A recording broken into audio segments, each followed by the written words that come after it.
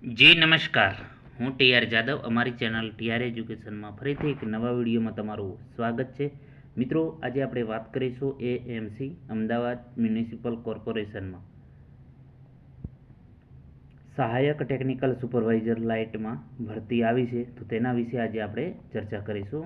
તો જાહેર ખબર ક્રમાંક 29/2023 અમદાવાદ મ્યુનિસિપલ કોર્પોરેશનના લાઇટ એસટીપીમાં દુધેશ્વર વોટર વર્કસ ખાતા માટે નીચે જણાવેલ જગ્યાઓ માટે ભરવા માટે લાયકાત ધરાવતા તમામ જાતિના ઉમેદવારો પાસેથી 15/4/2024ના રોજ સુધીમાં મળે તે રીતે ફક્ત ઓનલાઈન અરજીઓ મંગાવવામાં આવે છે.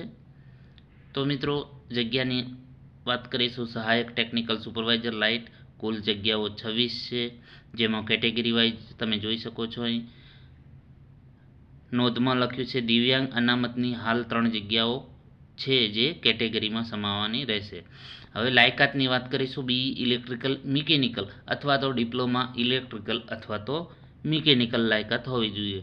પગાર ધોરણની વાત કરીશું તો કે નિમણૂકના પ્રથમ 3 વર્ષ 40,800 હશે ફિક્સ, અને ત્યારબાદ કામગીરીના મૂલ્યાંકનને ધ્યાને લઈ લેવલ 5 પે મેટ્રિક્સ 29,200 થી 92,300 પ્લસ નિયમ મુજબ મળી શકતા અન્ય ભથ્થાઓ. વયમર્યાદાની વાત કરીશું તો 30 વર્ષથી વધુ નહીં, સિવાય કે અમદાવાદ મ્યુનિસિપલ કોર્પોરેશનમાં ફરજ બજાવતા હોય તો તે માટે છૂટછાટ છે.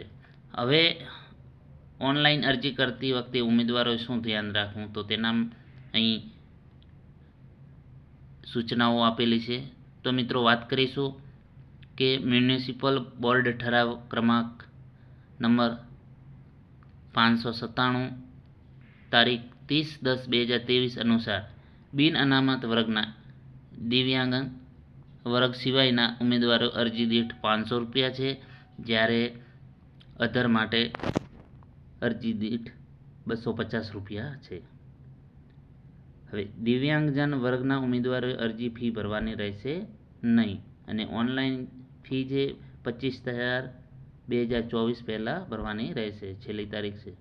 ઉમેદવારોએ ઓનલાઈન અરજી ફોર્મમાં ભરેલ વિગતો સમગ્ર ભરતી પ્રક્રિયા માટે આખરી ગણવામાં આવશે, અને જ્યારે પણ અમદાવાદ મ્યુનિસિપલ કોર્પોરેશન માગે ત્યારે અસલ પ્રમાણપત્ર રજૂ કરવાના રહેશે. અહીં સૂચનાઓ આપેલી છે. પાસપોર્ટ સાઇઝનો ફોટો અપલોડ કરવાનો રહેશે. ફોટોગ્રાફની વધુ કોપીઓ પોતાની પાસે રહેવાની, અને ભરતી પ્રક્રિયા દરમિયાન જ્યારે માગે ત્યારે બતાવવાનો રહેશે. ઉમેદવાર એક કેડર માટે એક જ અરજી કરી શકશે, અને એક કેડર માટે એકથી વધુ અરજીના કિસ્સામાં છેલ્લી જે ઓનલાઈન કન્ફર્મ થયેલી અરજી જ માન્ય ગણવામાં આવશે. ઉંમર, લાયકાત અને અનુભવ ઓનલાઈન અરજી સ્વીકારવાની છેલ્લી તારીખના રોજથી ગણવામાં આવશે. માર્કશીટ, ડિગ્રી સર્ટિફિકેટમાં ગ્રેડ દર્શાવેલો તેનો સમકક્ષ ટકામાં માન્ય યુનિવર્સિટીનું કન્વર્ઝન કોષ્ટક રજૂ કરવાનું રહેશે. પછી અમદાવાદ મ્યુનિસિપલ કોર્પોરેશનમાં ફરજ બજાવતા કર્મચારીઓએ અસલ પ્રમાણપત્રોની ચકાસણી સમયે છેલ્લા માસની પગાર સ્લિપ રજૂ કરવાની રહેશે. પ્રમોશન કે સિલેક્શનના હુકમની નકલ અવશ્યપણે રજૂ કરવાની રહેશે. હવે વાત કરીશું જે રોસ્ટર પ્રમાણે અનામત જાતિના ઉમેદવારોએ મૂળ ગુજરાતના હોય તેવા અનુસૂચિત જાતિ, અનુસૂચિત જનજાતિ, સામાજિક શૈક્ષણિક પછાત વર્ગ અને આર્થિક રીતે નબળા વર્ગ એટલે કે ઈડબ્લ્યુએસના ઉમેદવારોના કિસ્સામાં ઉપલી વયમર્યાદામાં 5 વર્ષની છૂટછાટ આપવામાં આવશે.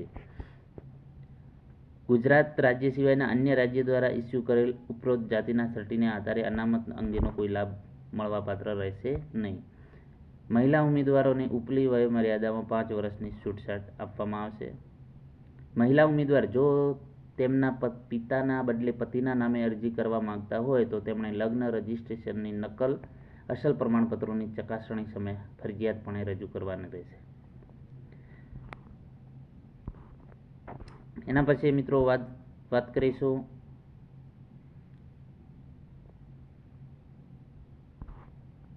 ઉન્નતિ વર્ગમાં સમાવેશ નહીં થવા અંગેના પ્રમાણપત્ર જે સામાજિક ન્યાય અને અધિકારિતા વિભાગ દ્વારા તો જે અહીં તારીખ આપેલી છે 1/4/2022 થી 15/4/2000 સુધીમાં જે ક્રિમિલિયર સર્ટિફિકેટ માટેનું છે. એના પછી વાત કરીશું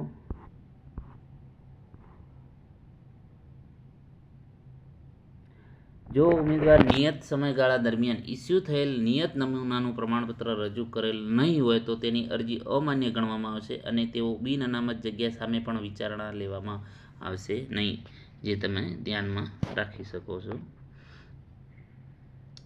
દિવ્યાંગજન માટે 10 વર્ષની છૂટછાટ આપે છે અને 40% કે તેથી વધુ શારીરિક અશક્તતા ધરાવતા હોવાનું સિવિલ સર્જનનું સર્ટિફિકેટ રજૂ કરેલ હશે તો જ ઉમેદવારોને દિવ્યાંગજન ઉમેદવાર તરીકે ઉપલી વય મર્યાદામાં અને અનામતનો લાભ મળશે.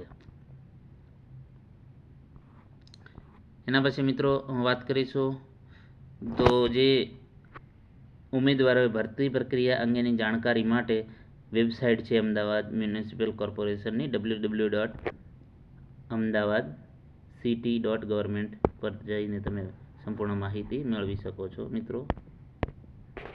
એના પછી વાત કરીશું ઉમેદવારો લેખિત પરીક્ષા ઇન્ટરવ્યૂ માટે સ્વખર્ચે પોતાની રીતે આવવાનું રહેશે. પસંદગી પામેલ ઉમેદવારો નિમણૂક સત્તાધારી ઠરાવે તે શરતોને આધીન રહેશે. તો અહીં જે છે ઇન્સ્ટ્રક્શન તમે જોઈ શકો છો મિત્રો.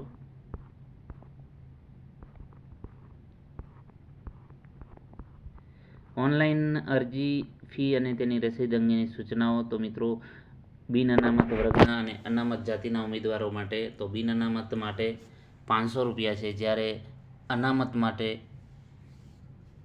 250 રૂપિયા ભરવાની રહેશે. દિવ્યાંગજન એટલે કે હેન્ડીકેપ ઉમેદવારો માટે અરજી ફી ભરવાની રહેશે નહીં. તો મિત્રો સૌપ્રથમ ઉમેદવારે જે વેબસાઇટ આપેલી છે ahmedabadcity.government અથવા તો AMC વેબ REC અથવા તો HRMS, તો એ વેબસાઇટ પર જઈને તમે એપ્લાય ઓન પર ક્લિક કરીને તમારી વિગતો ભરી અરજી સબમિટ કરી શકશો. જે વેબસાઇટ તમે અહીં જોઈ શકો છો મિત્રો. તો એ લિંક પર જઈને તમે ઓનલાઈન ફોર્મ ભરી શકશો અને ઓનલાઈન પેમેન્ટ પણ કરી શકશો. ઓનલાઈન પેમેન્ટ કરવા માટે મિત્રો ડેબિટ કાર્ડ છે, ક્રેડિટ કાર્ડ અથવા તો નેટ બેન્કિંગથી પેમેન્ટ પ્રક્રિયા કરવાની રહેશે. અહીં સંપૂર્ણ સમજાવવામાં આવ્યું છે કે કઈ રીતે ભરવું. દિવ્યાંગજન ઉમેદવારો માટે પણ અહીં સમજાવેલું છે.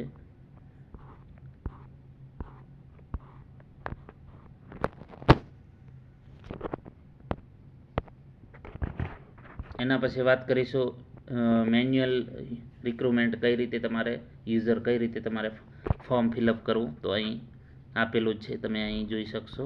એના હિસાબે તમે તમારું ફોર્મ ફિલઅપ કરી શકશો. ડિટેલ સંપૂર્ણ માહિતી આપેલી છે કે કઈ કઈ પ્રોસેસ કરવાની રહેશે. અહીં તમે જોઈ શકો છો મિત્રો. સંપૂર્ણ સમજાવવામાં આવ્યું છે ઓનલાઈન એપ્લિકેશન કઈ રીતે કરવું, ફી કઈ રીતે ભરવી. જો મિત્રો વિડીયો પસંદ આવે તો લાઈક કરો, શેર કરો અને મિત્રો અમારી ચેનલને સબસ્ક્રાઈબ કરવાનું ન ભૂલતા. Thank you for watching this video.